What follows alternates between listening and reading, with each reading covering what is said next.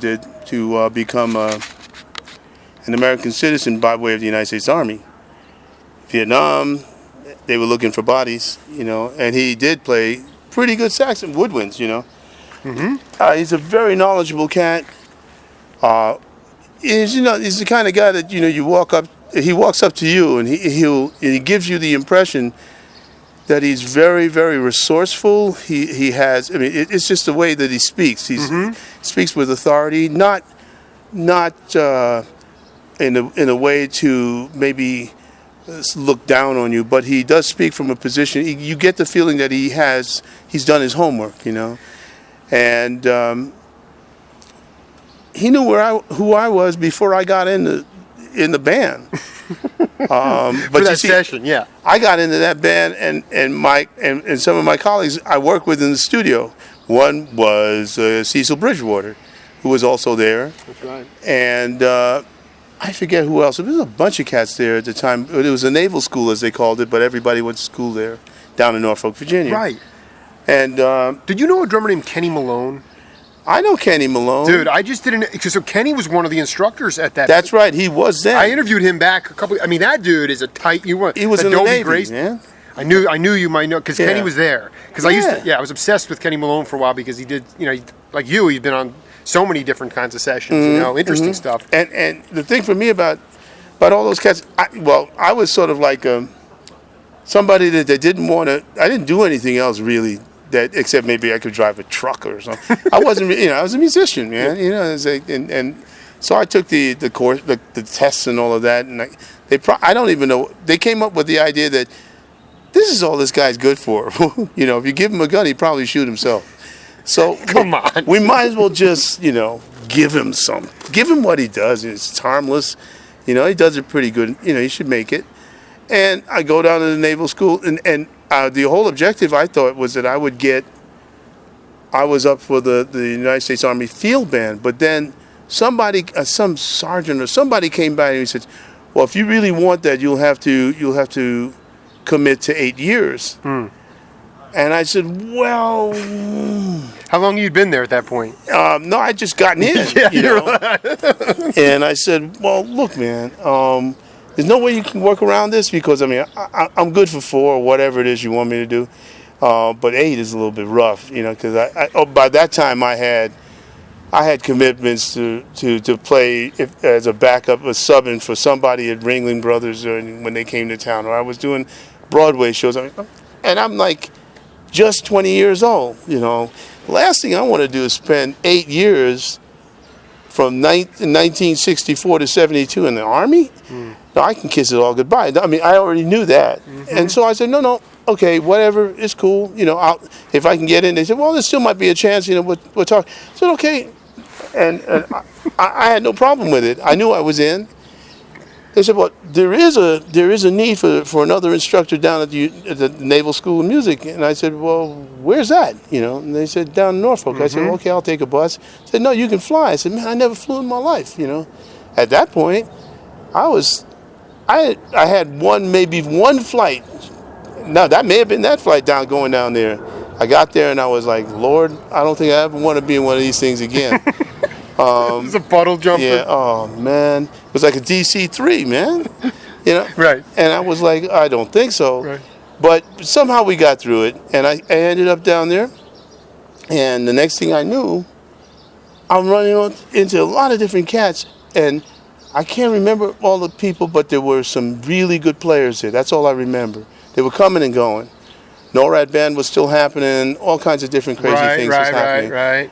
And that's where I met Ken Malone. But also, I was just sort of like floating. Wherever I was needed, I did. If there was a big band and it didn't have a drummer because somebody was gone, okay, I did it. Or I played in this, if it wasn't a jazz band, in the symphony band or whatever. And I'd run into Clive Stevens, or I'd run into Cecil Bridgewater. And I go, well, I'll be doggone, and Clive would be talking and playing baritone sax back then a lot. That's what I remember. And then I realized that they didn't have any charts to study for any of the guys who were coming in for testing.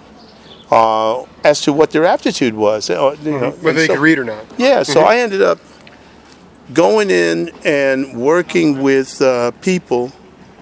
First I thought, well, I took a bunch of records because that was the best thing to do, and I just took dictation. And I think they may still have those charts down there in scope. Really? Yeah, I know they got me up there for something aside from being AWOL. When not knowing, I was still on bass, but I didn't know where I was. I mean, I guess I got so into writing all of the. I think Lamont was playing in a big band. Bobby Darin. I did so many things. I did Atomic Basie. I just wrote all of the charts out. Right. And I just remember, like on a Friday, well, so I say hypothetically, I got lost in a 4-meter square room with a record player and some records I brought from home, speakers. It was Friday. Next thing I knew, somebody was banging on my door, and it was like Sunday. When they opened the door, they darn near died. I mean, because I hadn't been outside, so the place smelled worse than, you needed to muck the place out, man. And MP said, man, what are you doing, And I said, huh? So I'm just writing out these charts. He said, man, you can't be here, you come with us. That's when I found out. I wrote all these charts. And they were saying, get rid of this stuff, I'm saying, oh, okay. I put still not knowing what I did. I had been away. No one knew where I was. They thought I left the Army. And I was in this room locked up writing out charts, headphones playing along with them on the drum set. Wow. And I didn't know. The record player? Record players are just changing stuff. And they kept hearing me changing stuff. And they kept hearing this music. And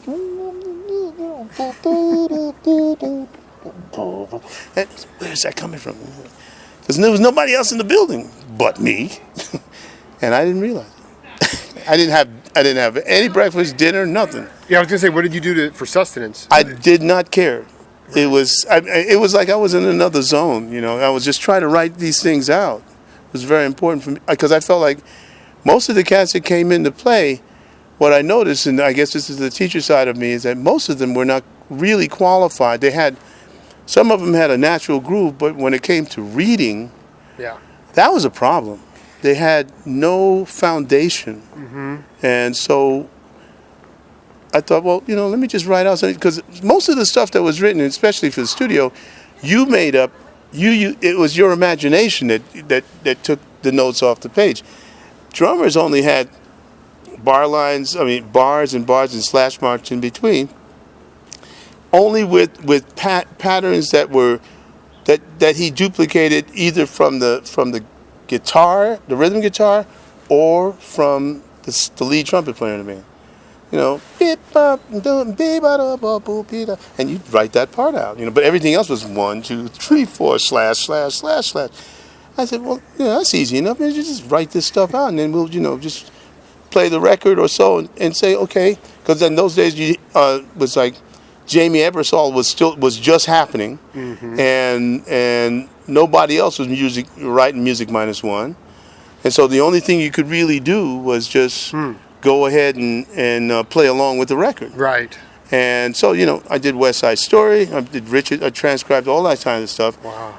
And so it should still be there, or I wouldn't be surprised if it's we got to gone. do some Well, I'll look into that. That would be fantastic. It's like a lot of stuff in pencil. I mean, I don't know maybe they covered it, but I heard that there was some stuff hanging. I don't know what it is. It seems like my name is infamous around those parts. Yeah, question is, you talk about some of the drummers had natural groove, but they couldn't read. I remember talking to Mickey Roker, and he said that he couldn't read either, and yet he and Crenshaw would sit with Duke Pearson in that apartment. Right. Him and Crenshaw lived together, and Pearson would help them read. Yeah. He taught them, but I was wondering, the Billy Taylor, did you have any help with that, or you just kind of learned how to read on your own, or did you? No, I went to the School of Performing Arts, and at Music and Art High School, you were taught by the best teachers in the world, your peers. The people who sat next to you said, "What do you mean you don't read, man? Hey, man, Billy can't read any music." Now you're like, "And you play what?" And it's like children are like really cruel, to each other. That's true. And you have to own up, And the next thing you know, it's like, I'm not going to be in that situation again. And it's like, play me a rudiment, one of them says. Oh, I remember the late Leo Mitchell. He was a great drummer, man. He sounded so much like, and he was going to school with us. He was like destined for legend. And this got him, and this got him. And see you later. I mean, Leo was friends with Jimmy Owens and Larry Willis and Eddie Gomez. I mean, we were all in school together. And Leo just like, oh man, he was just too weak. He couldn't keep it going, And Lorenzo Hall, Donnie Perillo. Anyway, next thing I know, he's playing paradiddle. I said, man, those are paradiddles. That's really fast. He said, yeah, you can do that, right? And I'm like, yeah. And I went and I played. And I was like 1/3 the tempo, He said, that's the best. And you got into the school. Who got you in here? Man, you're not going to last the next week, And that's motivation for it. Yeah. It just pissed me off. Yeah, right. And I mean, I didn't say. I mean, he was bigger than me, and I just said, okay, I'm not going to hit this cat because I'm going to get hurt. So I'm not going. But I'm going to go and play better than. I'm going to practice tonight. I'm coming back here. I'm going to show him tomorrow morning. Same thing. And when I was playing with him the following morning, he says, "Oh, you're a hustler."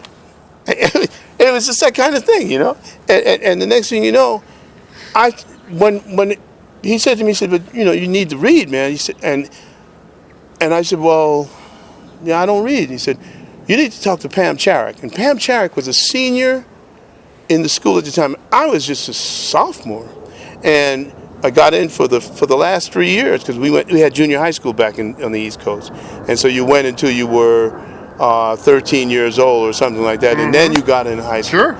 So what happened was this girl named Pamela Charrick was a ace mallet player, percussionist, and all of that, and she also had a mouth on her, And plus, at that time, a girl was teaching a boy how to play. Oh man, and all the boys, of course, would not let that go by. Never. Said, man, you were supposed to come in here knowing this. What you talking? You have this. How did you do this? And next thing you know, you're practicing, you're learning. And she just taught me how to understand the concept of reading, the relationship between the numbers in terms of how many bars, how many beats to a bar, how that broke down, what is a quarter note, what is an eighth note. I mean, sometimes it's not so easy. Once you get the relationship, like in mathematics, to why certain things are happening, theoretically they become fact. Right. So the same thing happened there. And I swear to you, man, it took about, if I worked with her for about 3 months or so, some things that she gave me, because she was studying to be a teacher. I think Pam Charrick, if she's still, the last time I heard, she was the mayor of some small town up in California somewhere. Yeah, that's the last I heard. Mallet player. Yeah.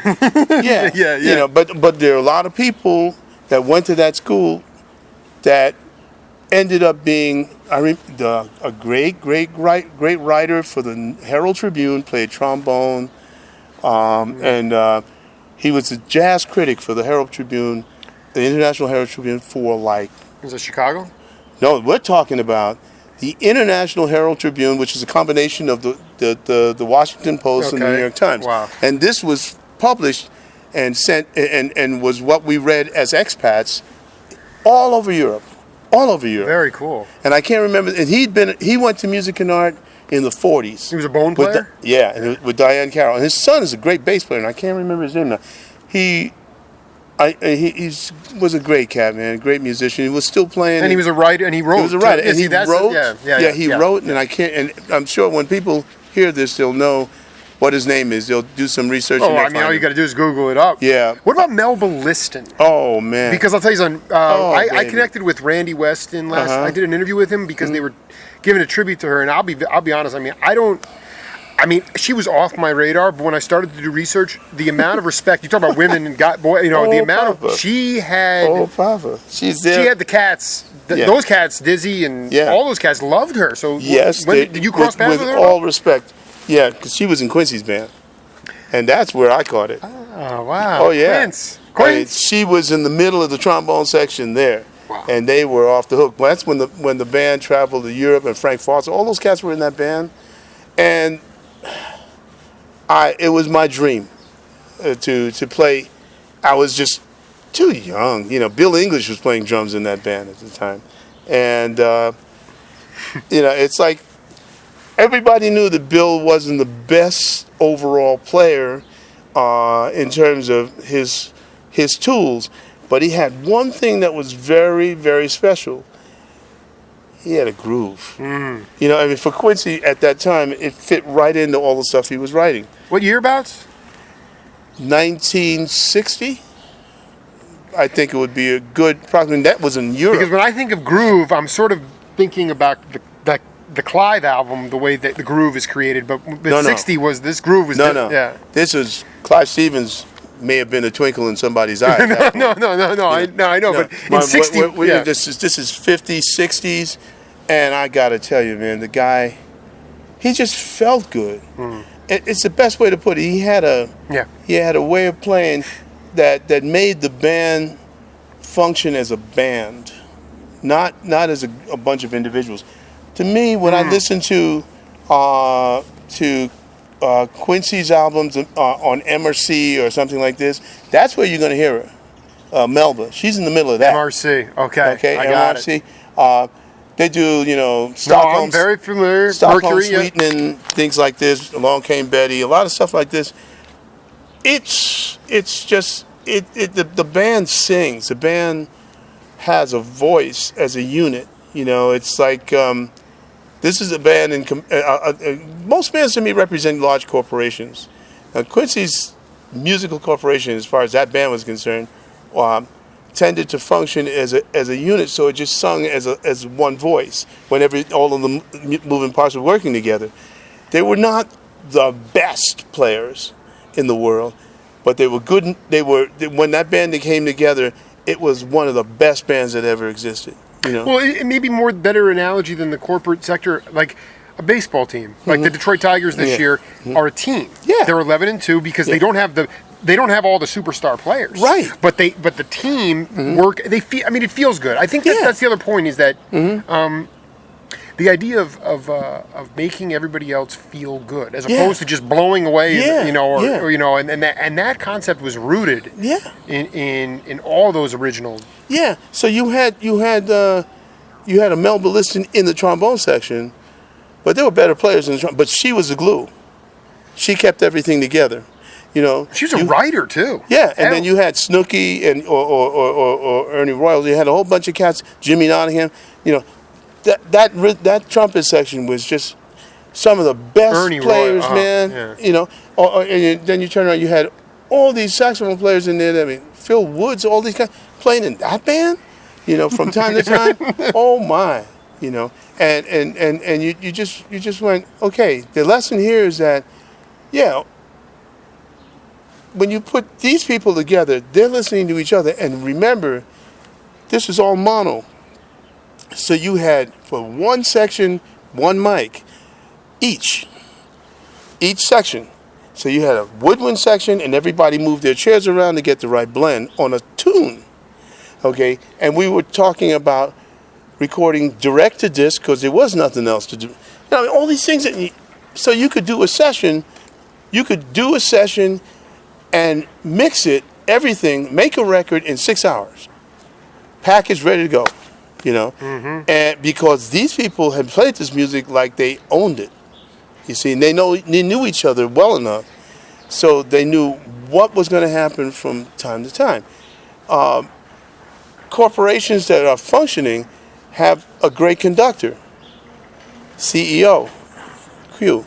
You know, I mean, you know, so one thing would lead to the other. But inside were sub board members, one for the trombone section, one for the woodwind section. You know, the rhythm section took a lead from somebody in the section.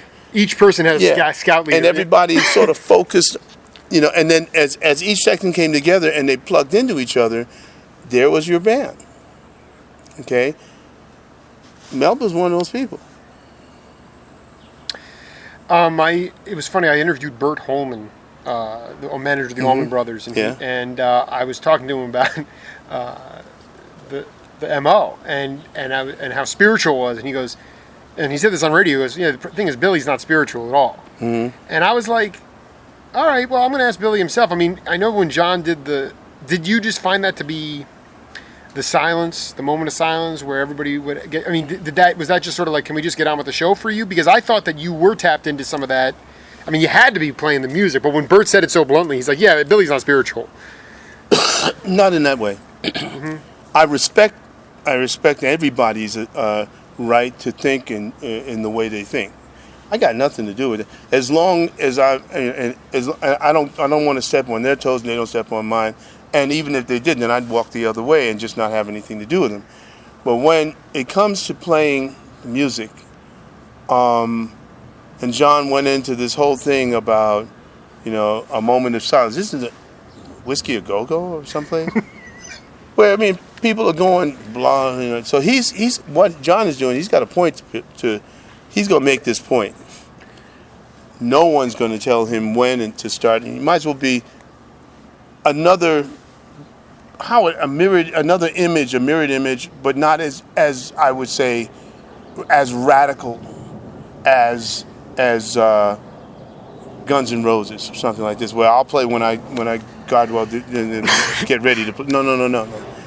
He just wanted to make the point that he needed to make this, like I need to get in the line for whatever it was.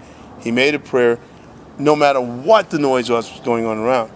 That's what I got from it. Meanwhile, we're standing on stage, man. And this is my philosophical side coming out. I'm going to say, when I hit the bandstand, let's play. We can do all that other stuff later. So this is where the conflict comes in. Being spiritual or all of that, it's a philosophy.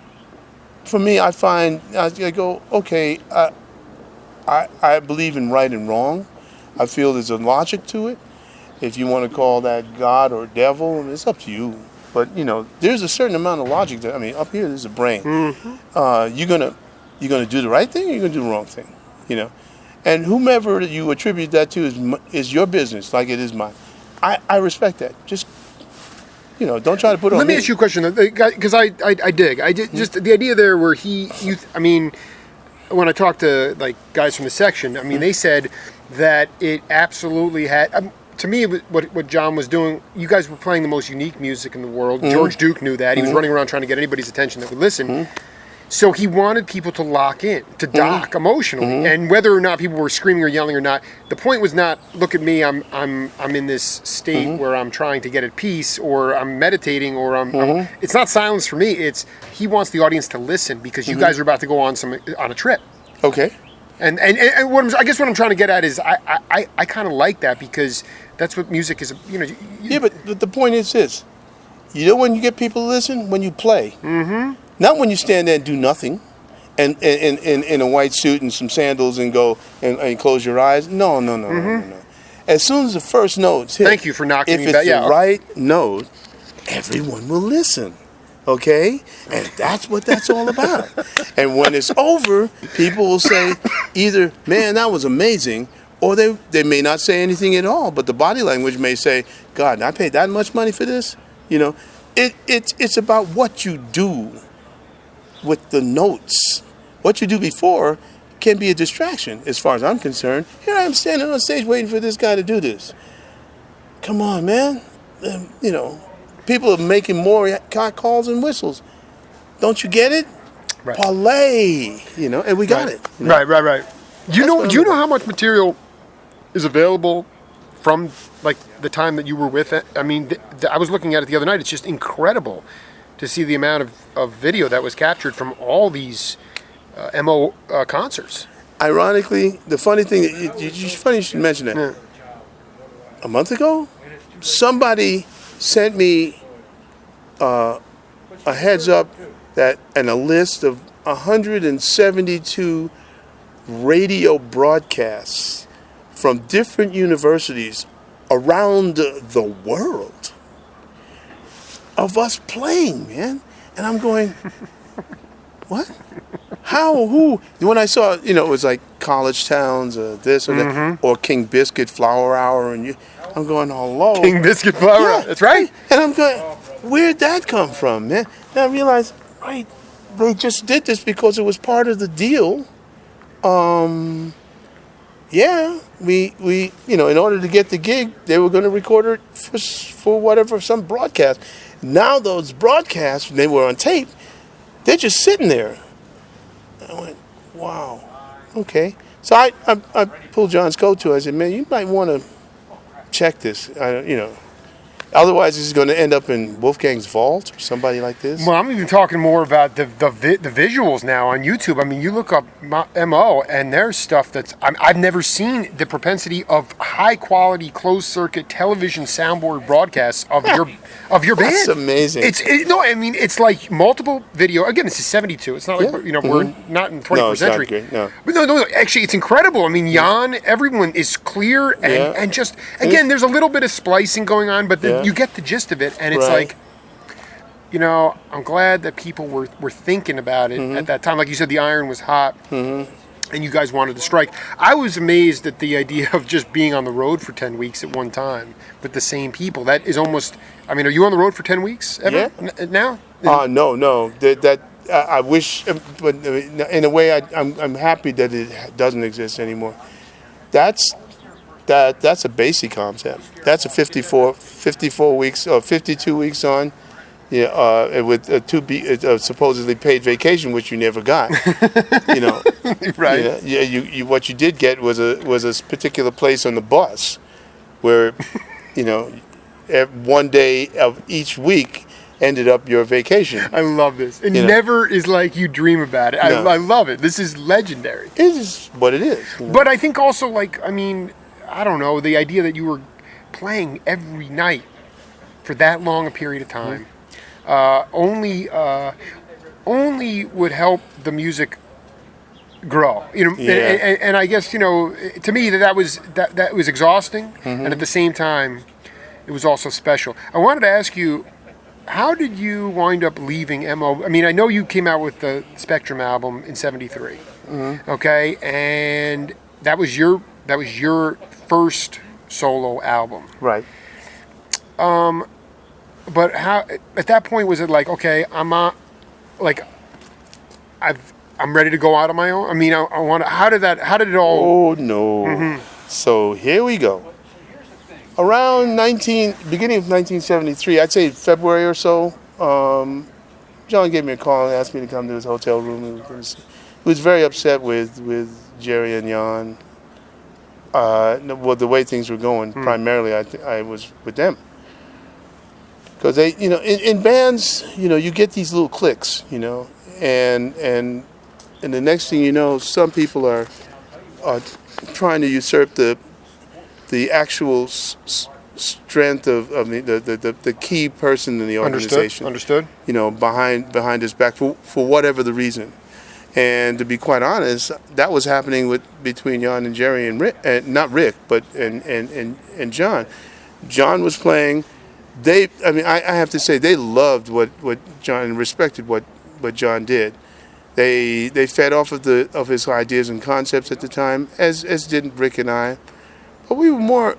I think we were older. We were more in tune to the fact that what we did was in a supportive environment. I was not really strongly considering composing any music at the time.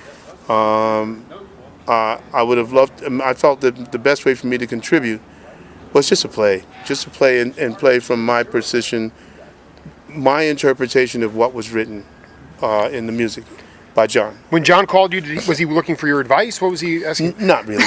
He wasn't looking for my verbal advice. He was looking for me to plug in and to be supportive. And that's what I did. He didn't ask me a whole lot of questions about what he should do. He was just pissed off.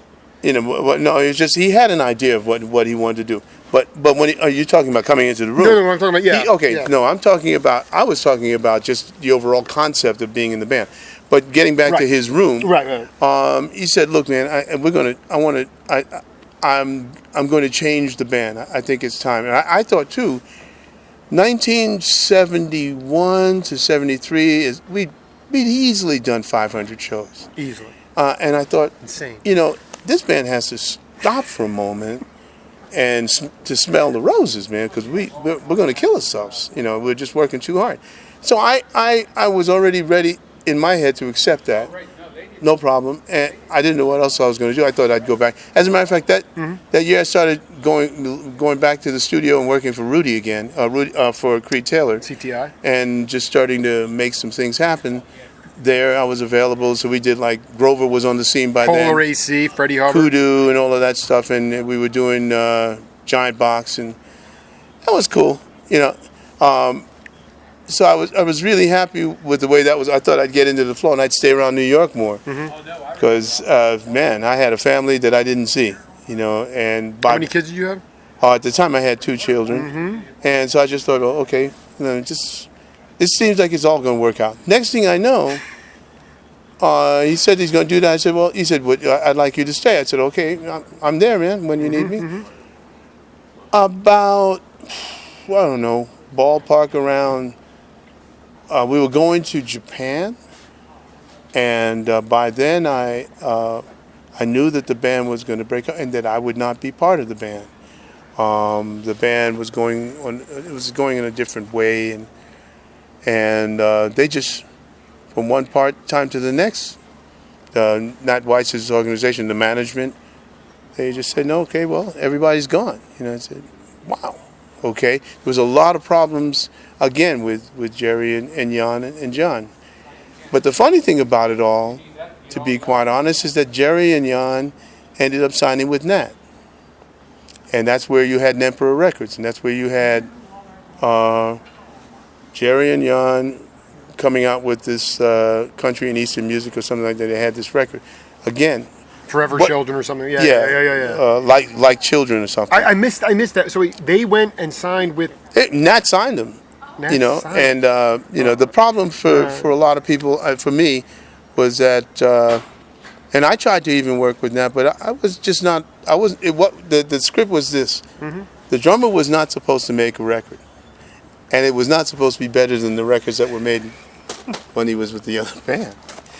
I didn't know that what I did was something from the heart. I was quite honestly caught off guard when I was told, well, you're done. I got a pink slip. I also got the biggest paycheck I ever got, which was like about $1,000 for the week.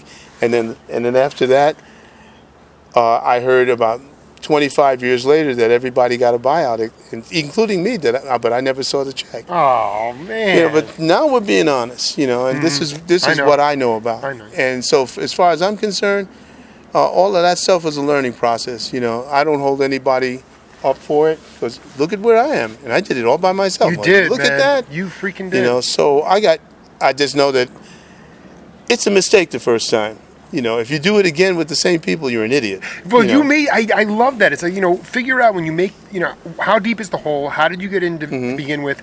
And how you're not going to do it again. So you just sort of move on. You go, okay, I know I can't make that work. I tried with the Sid Bernsteins. I tried all these cats. They weren't into me. I didn't provide the right image in the way, so to speak. So in the end, I had to be an independent and be on the outside look of the bubble. And where did I have to go? Europe. I had to take a lot of chances that I normally wouldn't take, because this is where we're sitting right now. Arizona, the United States, it's the land of geniuses.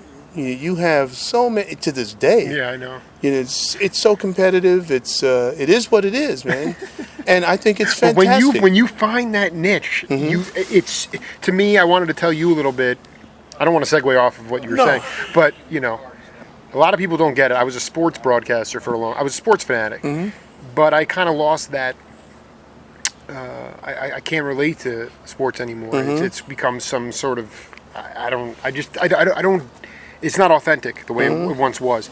So I had to go and I've taken that vigor and I've taken that energy and I've found this brother and sisterhood of musicians that people say you're so well prepared, you're so excited. It's taking that excitement and bringing it to to you guys, and then getting the honest truth and transcribing it and driving it out on new media platforms. I can't explain how it all happened, but what I'm saying is I know I'm getting enough feedback now at this point, 4 years in, from people like yourself. I mean, just this year alone, David Friesen and Glenn Moore, Freebo. Now now I'm meeting you guys. You guys, you're winding up in Tucson. So I love that the momentum you build, and you do it on your own. Like you said, you take chances. But it is the land of geniuses. I just like that I'm doing something completely off the grid and against the grain. Yeah, because eventually this will be the model. I mean, this is the model now, and people. I guess what I'm worried about is I'm going to be in my grave when I finally get credit for it. Well, like a lot of these. That might be so. Yeah, that might be so. But on the other hand, it's about doing what you're doing, and it's not about doing it first. It's about doing it so that you're comfortable with it. If somebody else wants to take this model and work with it, so be it. As I tell any student prospectively that they want to study with me, I said, yeah, okay. Well, what'd you like to know? I said, well, when can we have a lesson? I said, now. I said, but now? I said, what are you doing right now? I said, well, I'm talking to you, man. I asked you a question. What would you like to know? Well, how much is it? I said, well, the cost of this lesson is proving to me and showing me that what I told you works for you. Can you do that? I said, well, yeah. I said, well, then what is it you want to know? He said, well, how do I'm having trouble with holding, let's say hypothetically, my grip is giving me a lot of problems with, and I'm having a lot of trouble in the bottom on the side of my wrist. I said that's the beginning of carpal tunnel syndrome, man. What you have to do is open up your hands and don't hold the sticks so heavily. Let the sticks work for you. Don't work for the drumsticks. How do I do that? Like this. Let me show you again. I'll do it slowly, no problem. You understand it? Do it for me. Okay. Yeah, but that's all. If you do that, put a couple of books under your arms or your side and practice and get into the good habit. And I can guarantee you, since it works for me for the last 50 years, it should work for you. Yeah, okay. And he says, that's it? I said, yeah, I'm busy, man. I got a sound check. I'm going to work. That's what I do. Next time if I ever see the person again, they'll ask me the same question. They don't trust themselves. Well, that's not my problem. No, I'm not. That's and the right. thing about it, Jake, is that I'm saying, why am I going to charge it? It took me 2 minutes? It's not a lot of time for me. I can tell you what to do, but I can't make you do it. How did you become? So after you got wind or a letter or the buyout that you never received, and you said you weren't interested in writing, but then right after that, did you start to write for Spectrum? Because a lot of original tunes on there. Well, the whole Spectrum album is mine, and right. and the reason why I did it was out of desperation, because that record is a record out of desperation. I had not expected to be put out of the band, and I knew that I had to find a way to earn a living because I had no __ friends in the Nat Weiss organization. And I still made the mistake of getting Nat Weiss involved as my manager, and it was like for what? Right. And the end result was it's sort of like a phoenix out of the ashes, I got a deal. I ended up going nowhere, and a lot of it had to do with being my fault. I didn't know how to do anything. I only knew that Nat worked. He was the best manager I'd ever come close to knowing. And he did things. Yeah, it was just the only cat that did anything. For any band that I was associated with that I could see. He was he was really, really good at what he did, especially if he liked you. Sure. You know, but he liked me maybe a little bit, but he liked John a lot more, and so there was a conflict of interest there, and so in essence he tended to just not do anything, and I ended up withering on the vine and having to do as much as possible for myself and making some very, very terrible mistakes, which I blame myself for, because I didn't know. But out of that, I understood and I learned. And so I had to go that route. And I'm okay with it. I can't change it now. I'm good. Yeah, man. Well, I mean, because you wound up with Atlantic. Well, that was because of that again. It was, Columbia was that was, the MO was at Columbia. But those people didn't like me. They never did. Bruce Lundvall, all those people, they just shined me on. And I understood it. I just said, okay, it's cool. It's cool. I can You are cool, man. You are cool because I feel like even if you walked into John's hotel room and he said, I want to go in a different direction and I don't want a different drummer, you'd say, that's cool too. I'm out. I'm cool. Oh, it would have been easy. How have you, but I guess for younger people who, in a much more sensitive environment I'm a sensitive person. People get their feelings hurt so easily now. How does Billy Cobham let this stuff roll away?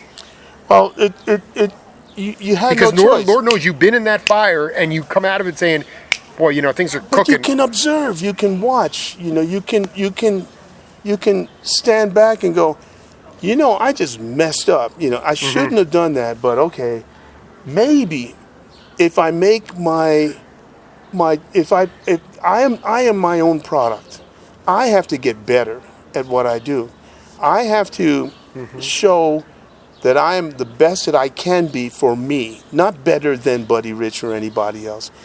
Not just play the music, but what's very important that a lot of people don't get is discipline. And thank you, United States Army. It's like they said, you be here at this time. Not that I was always there, but when it counted, I was you there, were driving back and forth off the turnpike. You were there, man. So it's like you figured it out. I had to play, and I had to be on the gig at a specific time. If I went to Charlie Colello jingle, the jingle is a 30-minute spot. It's for an hour, okay, that you got to do it. It's with a possible 20 minutes overtime. If it means that something's wrong for technical reasons. Music's got to be right. It's a 20-minute jingle, man, or 20-second or 30-second jingle. So what you do is you've got to be there as a drummer before anyone else, at least 15, 20 minutes before in the studio, as soon as it opens, so you can set up things so that you have a chance to play the music that you will have not seen ever in your life before. Okay, that's important. Before I want to stop you, so what you're saying is that's one of those things where sometimes you wouldn't get there early. You say, I screwed up. Yeah. Is that what you're saying? Yeah, because if I walk on the bandstand and everybody's ready to go and I'm not, I just cost some people, Young and Rubicam and all of this, on a Marlboro commercial, that may cost a lot of money, man. So I may not get that gig again. You see? So you learn that, yes, it's an hour, but you don't come to start at playing what you play. You're not a piccolo player, and even they have to warm up. You are the drummer. So you get in, you set your stuff up, and you're ready to go when the man says, okay, listen, everybody, the tempo's here. Here we go, 1. That's it. If you can do that on a consistent basis, you might get a lot of work. And if Don Lemon was around, he'd probably kiss me. It's like Don Lemon. It's like there are a whole lot of cats that survived after that. Cranshaw, LaBorgna. Yeah. So it's like you go through that, and at the end, the chances are you're going to be the last person to leave the studio. Why? Because you have the most stuff to carry, and no one's going to take their stuff for you. So chances are, maybe if you're the last person, you might get another jingle. I mean, it's just like somebody that the producer said, "Hey, Billy, how you doing, man? Listen, what are you doing? We got another thing happening, and it looks like the other cat's not going to show up. You're here already. When you want to do it, okay?" It's like things like that. Next thing you know, all of a sudden, contact, and people are telling you, not thank you, in terms of thank you. They're saying, "What are you doing tomorrow, man?" That's the thank you want. I love it. I love it. That's what you're saying. Is they're saying we want you again because you're professional. Yeah. So they said, we got this one thing tomorrow. What? You free? Yeah. Okay. Phil Ramones, man. Be there at 48th Street A&R. Done. That's what you want to know, and these are the things that you learn. If you and it's a portion, it's a foundation of your platform, as a the what you sell. You sell yourself. If you can do that, people remember you, no matter what the management and the middle people say about the artists that they represent, whom they must be paid by to support. And they also know, where the real product lies.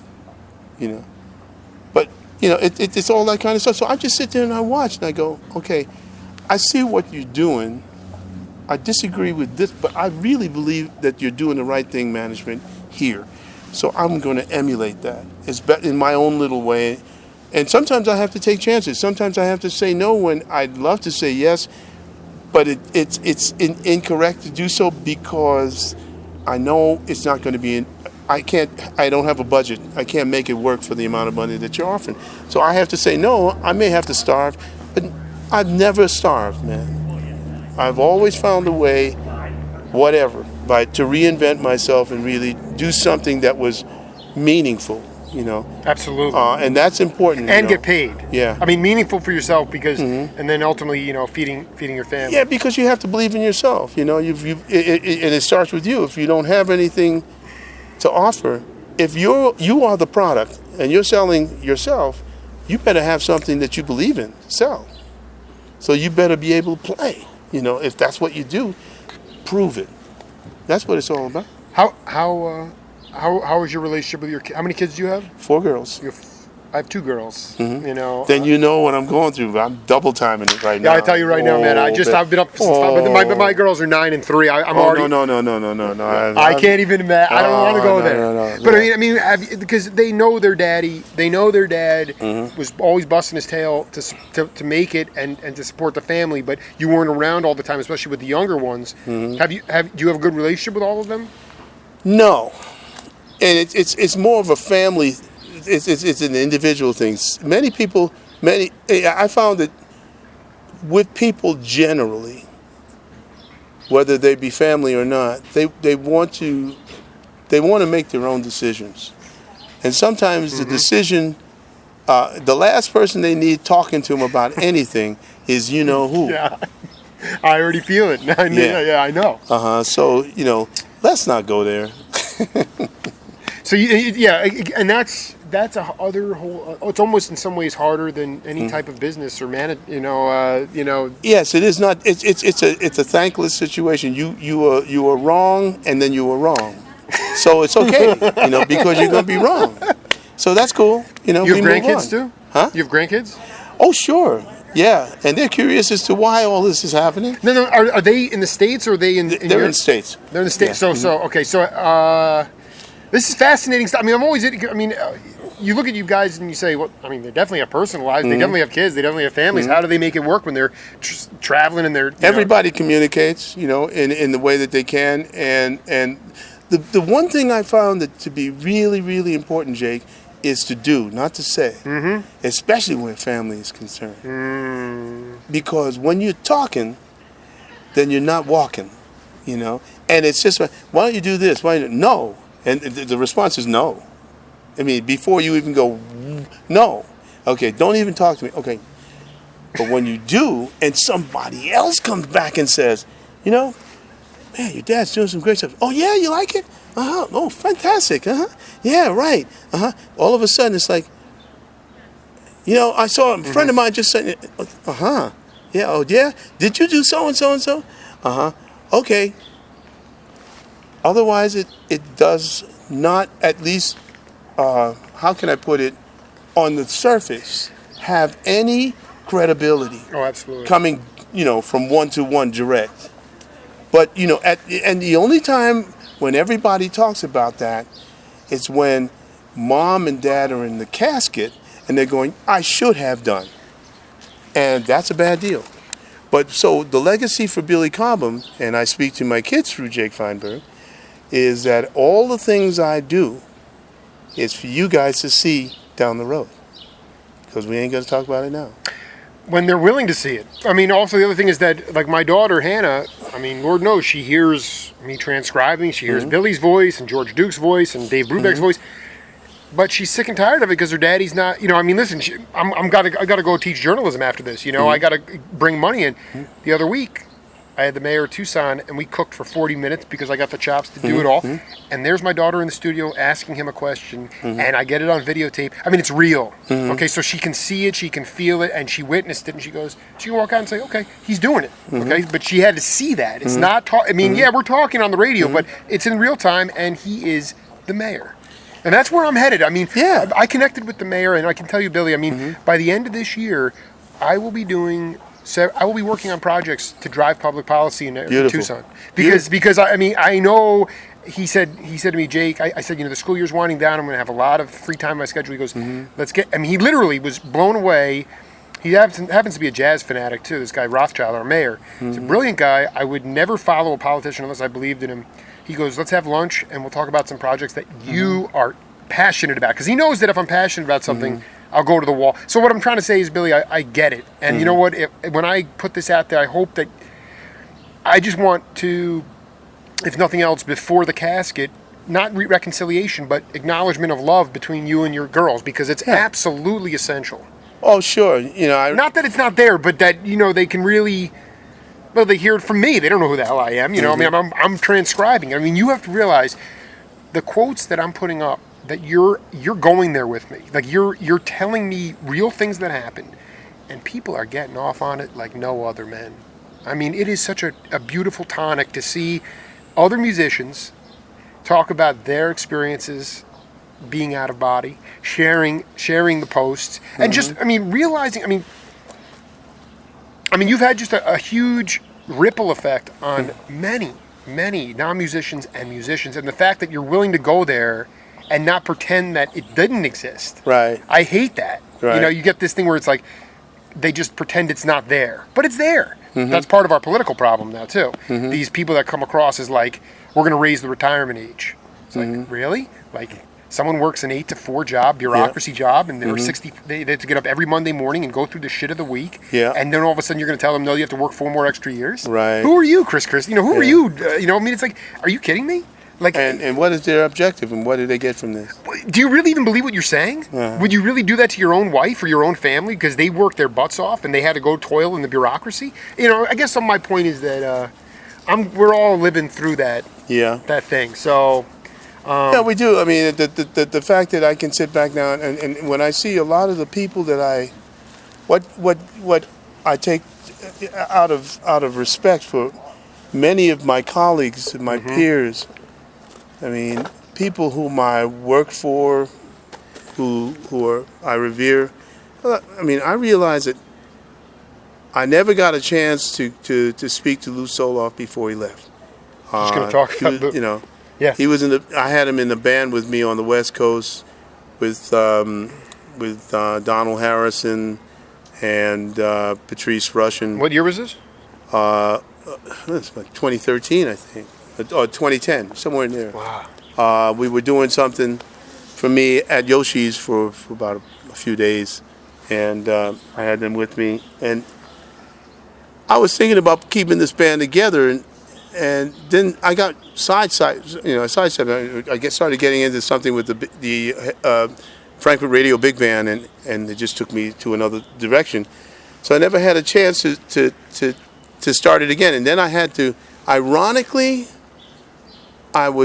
Lou's manager is Nancy Meyer. She used to be my manager. Ernie Watts' manager. I connected with her. And I was looking for Lou and Ernie Watts just 2 days before, and I couldn't get a hold of Nancy.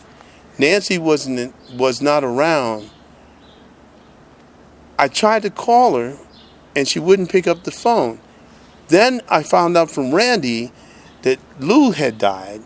I called Nancy to say, where have you been? Did you know about this before? She said, hello?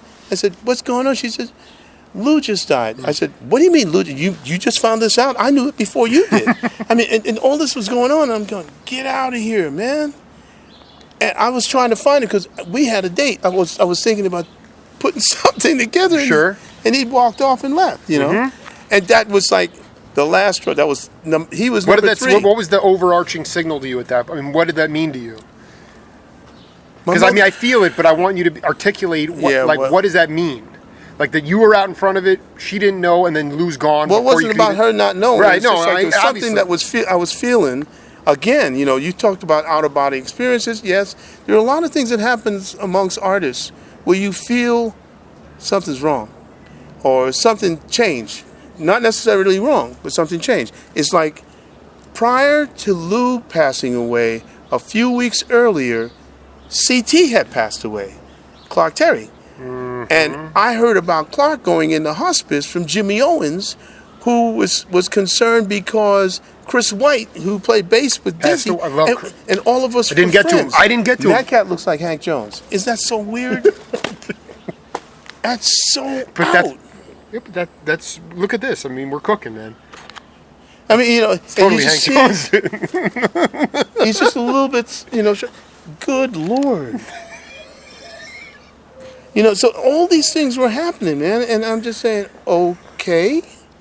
Wait, hold on. Owens was concerned because we lost White, and he didn't have a chance. There was no closure there for. No, I mean, Chris and I were going to do something in Costa Rica regarding reforestation, and the reforestation of specific trees that are the musical instruments are made Beautiful. from. Cocobolo, no, Chris is gone. And we were talking about this. Because in Costa Rica also is like a haven for marimba players. Rosewood and all of those hardwoods are there, but it take a long time to build. I mean, so I'm involved in that kind of thing. Being in Panama, this is what we're doing, and I'm trying to bring them back because that's how I studied. It's called Rhythm Associates, and Rhythm Associates was an organization that taught me and George Cables, the late Clint Houston. We had a rhythm section. Clint played with Getz. George was playing with Freddie, and we all went to music and art high school. It's like, and we had this rhythm section, so we could pay. I think my mom was able to give me I guess $5, and it was like $25 for rhythm section, and you'd go, and you get critiqued by Chris White, Rudy Collins, Moody, anybody in the band would come by, and then they would just tear you apart and put you back together again. And again, these were these little subtle schools that were setting you up for the recording studio. I love it. You got to cultivate that in New York City, and it was all these cats, and Dizzy and Gil Evans and all these cats were behind it. Oliver Nelson, they were all behind that stuff at the time. That's when the Tonight Show band was off the hook, man, with all the people in it. When was the first time you got to Africa? 1994 to visit my daughter. My daughter is or was then in the Peace Corps. Mm-hmm. She's long since gone past that. She's a diplomat in D.C. now, but she was in the Peace Corps in what is now called Namibia, but she was in the area Orishas, which is just south of the Angolan border. She was teaching English, and so that was the first time I went to Africa. I guess because I had a chance to. I don't know. Maybe it will be his last interview ever, but I interviewed Bobby Hutcherson a few weeks ago. Oh yeah. And he's on a breathing tube. He's really I didn't know this, man. I'm going to tell you. I mean, I'll send you the whole audio file. Mm-hmm. Todd Barkin helped coordinate. Todd, helped coordinate the interview, and it was I can't ask Bobby these deep questions because he gets winded so quickly. He cannot say more than. And it's I'm asking about what him and Lloyd were doing to the blues scale. Mm-hmm. He's like, we weren't playing on the 1-4-5. He was giving us, but he talked about going to Tunis in '69. Oh Lord! And I just wanted to ask you about the inherent roots of jazz. And he said that when he got to New York, because he was a LA cat, Actually, it's funny, Jim Keltner. I know Keltner. Keltner and I talk a lot. He's in love with what I'm doing. Mm-hmm. He used to sit in the front row of a swampy bar called the Dragonwick and watch Lloyd and Hutcherson play. Lloyd dubbed them the modern jazz proteges, him and his buddies. But Hutcherson said he learned a lot about the African roots of jazz when he got to New York. And I just wanted to know, in your mind, people say it's America's only true art form. it is a worldwide music now. But I wanted you to talk about the roots of the music, where you come down on it, because Lord knows it's a vexing word. People can say, Big Black can say that it came from jazz, and that it came from the brothels, and that white journalists dropped the two S's because they wanted to put Z's on it because it was actually selling records. But I wanted you to talk about that term, and inherently, if it is, I don't know a black art form. It is not a black art form in total. It began there. It began there. But it's owned by the world now. Sure. Okay? Sure. And so we all know that. So it has no color, really. But then on the other hand, if you go in the opposite direction, everybody of different color came from one particular place.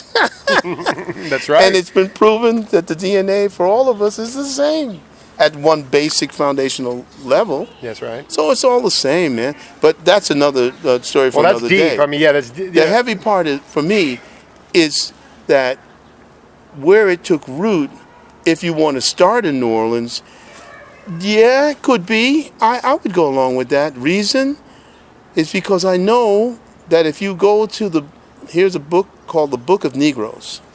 Okay, it's a very interesting book about a young woman, 11 years old, who had learned to become a bringer of babies into the world at that age from her mother, who did this. Okay, when she lived in she was birthing kids. Yeah, she was birthing children. She learned to assist her mom in the birth of children at 11 years old. They were hoodwinked into going across. I don't know how they did it. I read the book, but I don't remember exactly. But they left what is called now Liberia. Mm-hmm. Okay, Ivory Coast, right in there. And she traveled to the Carolinas. What kept her alive was her knowledge. Mother and father were long dead by then. She then traveled up the coast. She ended up studying along the way, getting to New York, working against for the rebels in the American Revolution.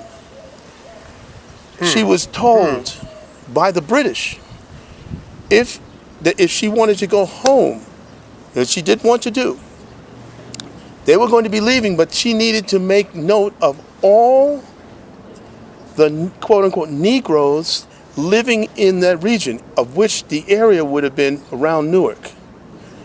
So she wrote by hand, because she was one of the few blacks who could, the names of each individual, and she documented all of this. And this is called, it's an actual series on, I think it's HBO or Showtime, called The Book of Negroes, but I have the book, okay? And it's really fascinating. This is where the music comes in. They eventually go to what we now call Newfoundland, because on ships, she by then had a child with another slave, a man. They were split up. The child was with her. She got to Newfoundland. They stayed with a family in Newfoundland. That family, who were white, took this child and moved to England when she wasn't looking. They took the child away. Okay, meanwhile, there was music happening. She ended up going to England, but a lot of the people on the island that had this music were shipped back down by the British down to a region in the lower, what would be the equivalent of Pays-Bas or Holland in the United States, which is Louisiana. Lake Pontchartrain. Wow. What year? Do you have any? What year? We're talking about this now. Now we're talking. This is after the American Revolution. So it was like around 1800. So now we're talking about Napoleon time. Wow. And so they go back down. They have this music again. So now it's come back around the other way with a tinge of French. Okay. It comes back into Lake Pontchartrain, and voila, what we have, Zydeco, and it all starts to happen, man. That's right. I got to talk to Jimmy Owens about this too. Yeah, He'd be a good guy to do. Part 4 in the books. I got to go to work. Billy Cobham. I know one day some of this stuff's going to wind up in your book, and I really am. I'm glad that you can articulate this stuff because it's really important. Because somewhere down the road, this stuff is. I mean, it will live on forever. And enough cats have really the musicians more than anything else. What people don't get is people like yourself. And a lot of musicians have rallied, and they see me as a bridge, and I love that. I wear it with a badge of honor, and after 4 years I feel pretty confident in my abilities, and I can't thank you enough for being part of it, man. Every time we just have a ball. Beautiful. Well, Jake, it's always fun to talk. Probably is my problem. I talk too much. Well, just make sure you talk to John Perry Barlow. He misses you. Okay. All right. I will do, man. All right, man.